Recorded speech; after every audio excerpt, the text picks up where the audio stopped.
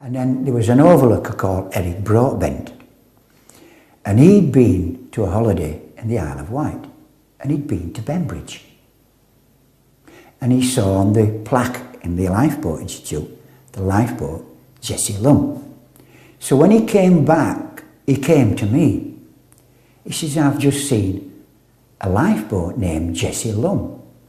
It was Joseph Lumb's at Huddersfield and Miss Annie Lumb who donated this money to the Lifeboat Institute to have a lifeboat named after her brother, Jesse. So I wrote to Cowes and I got these plans from the lifeboat wheels, White. So then I got in touch with Brian and mentioned it to Brian. He says, oh, lovely. I said, I'd like to build a model of this. And he found out, he says, oh, it came back and it had been taken out of the service at Bembridge, but it was such a good lifeboat. It was in the reserve fleet. And he said, it's at Southampton. I said, oh, I'd love to go and see it. He said, well, go.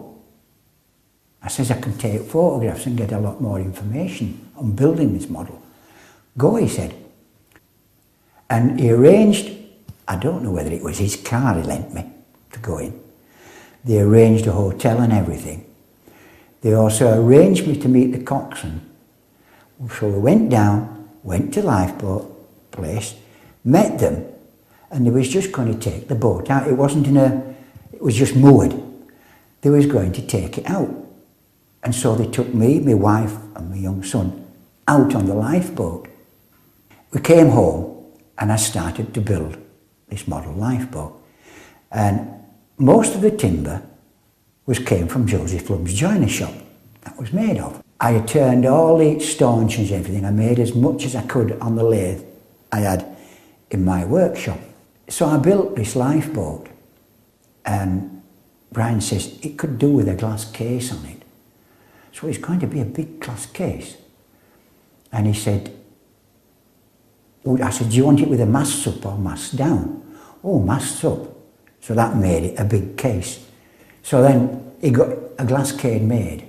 I made a little base and I made some little stanchions for the boat to sit on. One at the front, one at the bow, and then two at the sides.